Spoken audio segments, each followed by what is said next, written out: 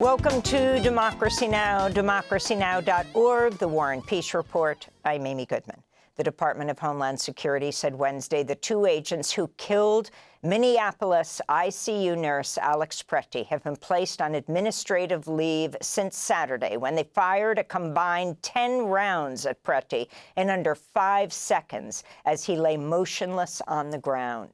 The preliminary internal review by Customs and Border Protection made no mention of Preti attacking officers or brandishing a gun, directly contradicting Homeland Security Secretary Kristi Noem's initial claims about Preti's killing.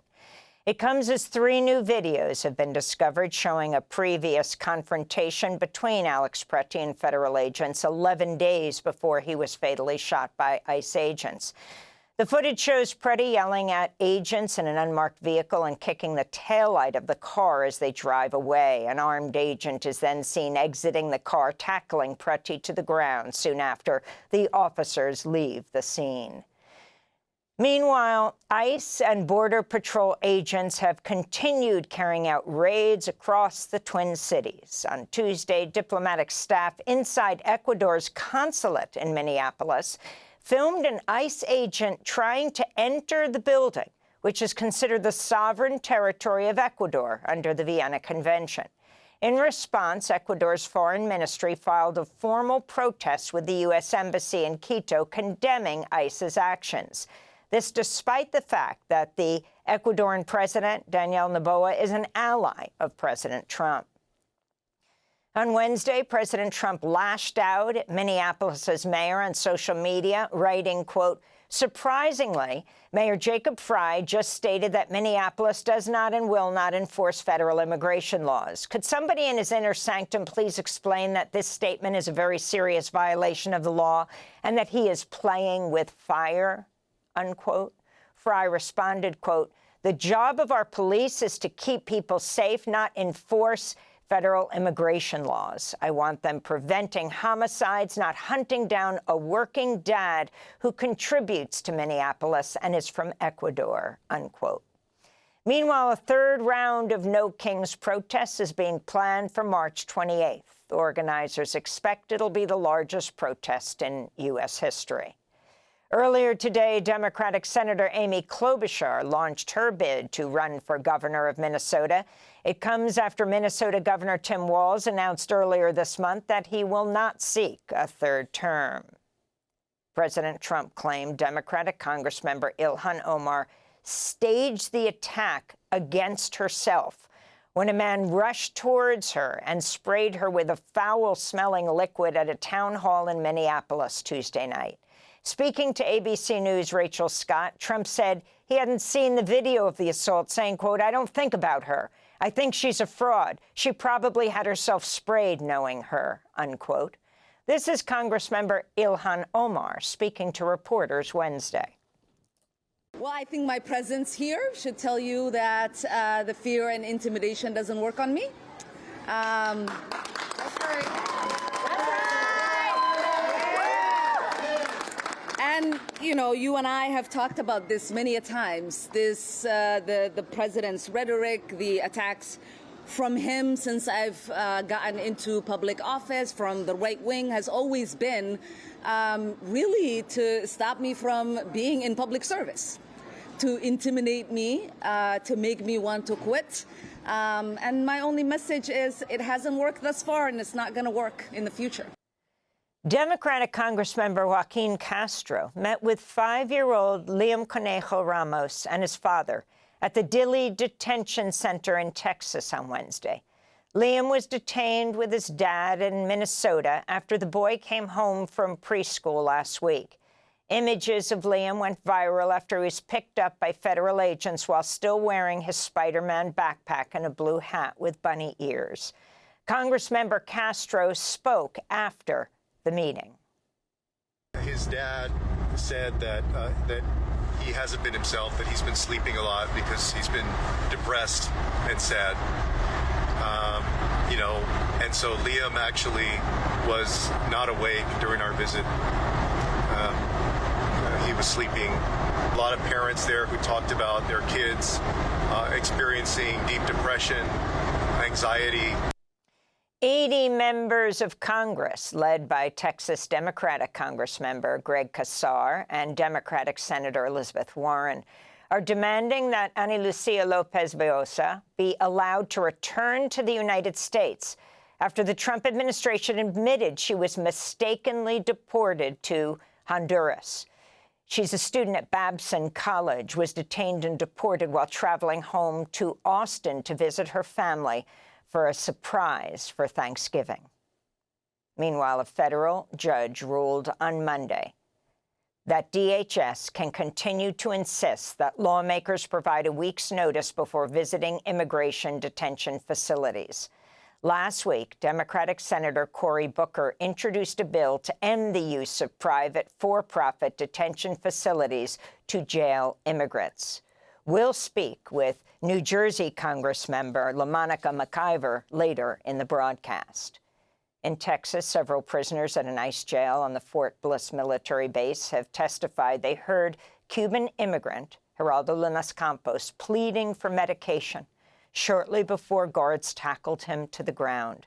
One of the witnesses said in a sworn court declaration he heard a guard tell Lunas Campos, quote, "Shut up or we're going to make you faint," unquote. He added, quote, "The last thing I heard was Geraldo speak in a voice that sounded like he couldn't breathe. He said, 'Let go of me. You're asphyxiating me,' unquote."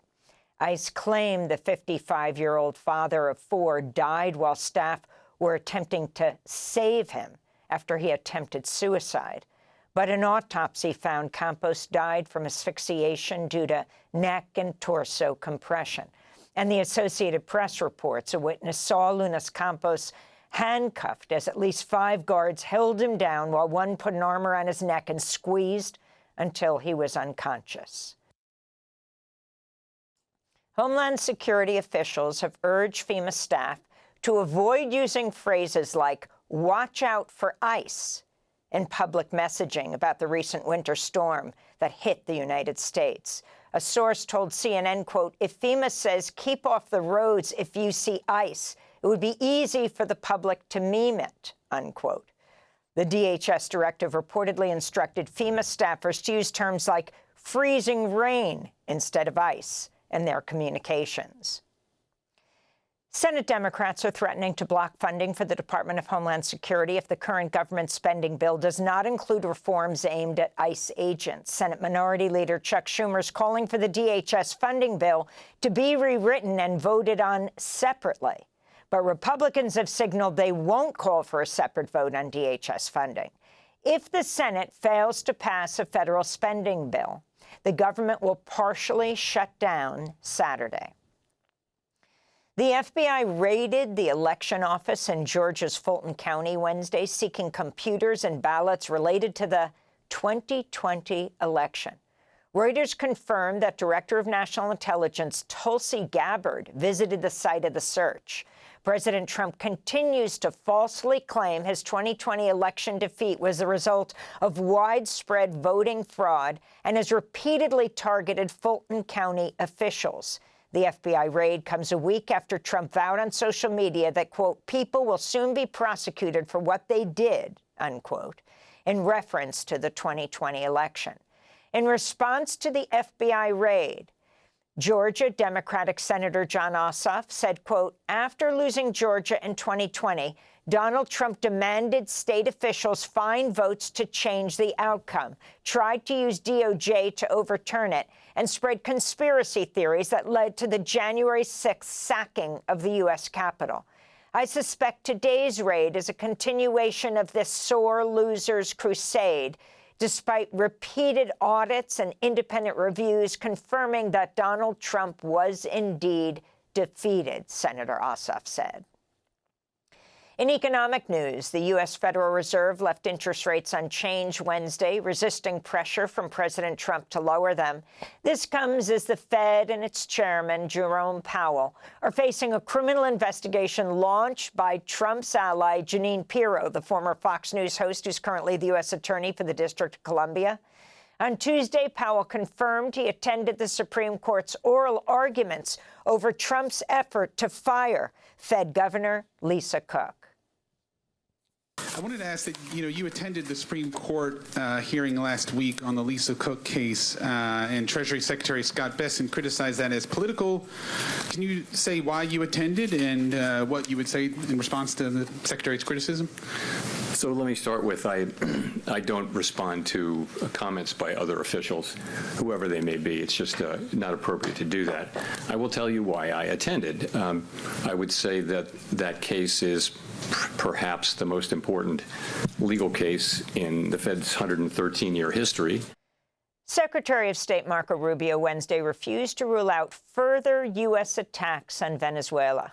Rubio's threat came during testimony before the Senate Foreign Relations Committee, where he told lawmakers Venezuela's interim government has agreed to submit a monthly budget to the Trump administration, which will release money from an account funded by oil sales and initially managed by Qatar.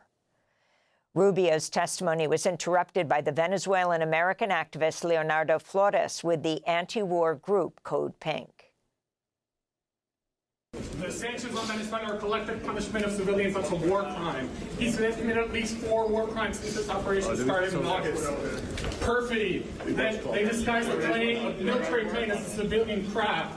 They double-tapped a fisherman. They also blockaded Venezuela. That's an act of war. President Trump has threatened another U.S. military strike on Iran unless officials in Tehran agree to a new nuclear deal. On Wednesday, Trump wrote on social media, a massive armada is heading to Iran and is prepared to move, quote, with speed and violence if necessary. Trump added, quote, time is running out. It's truly of the essence, unquote. Iran's foreign minister promised to respond immediately and powerfully to any possible U.S. attack. Following Trump's threats, European Union foreign ministers imposed new sanctions on Iran, citing the government's violent crackdown on recent protests. The Bulletin of Atomic Scientists has set the doomsday clock to 85 seconds to midnight, the closest the clock has ever been to midnight in its history.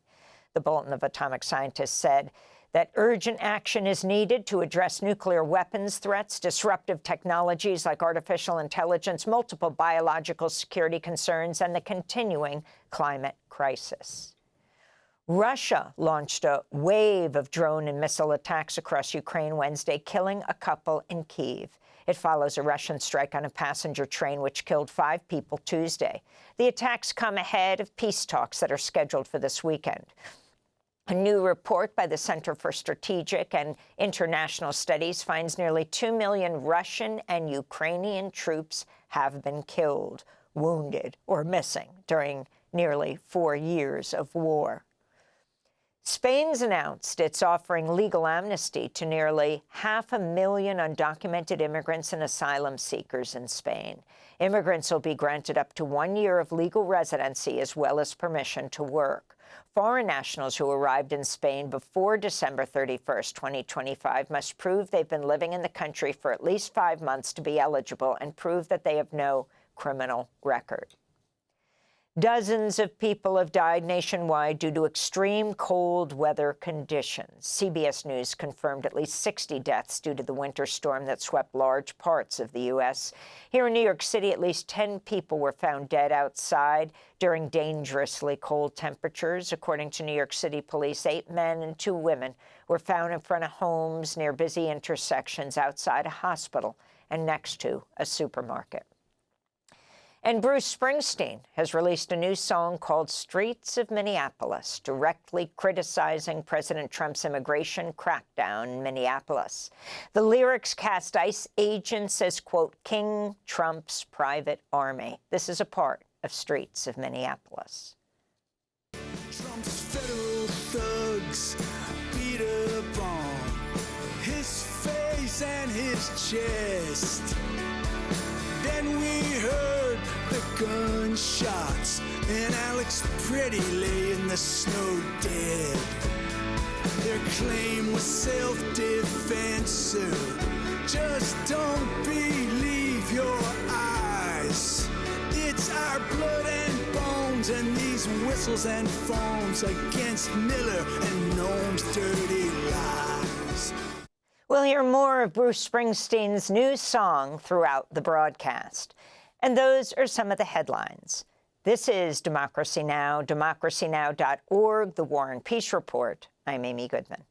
Thanks for watching Democracy Now! On YouTube. Subscribe to the channel and turn on notifications to make sure you never miss a video. And for more of our audience-supported journalism, go to democracynow.org, where you can download our news app, sign up for our newsletter, subscribe to the daily podcast, and so much more.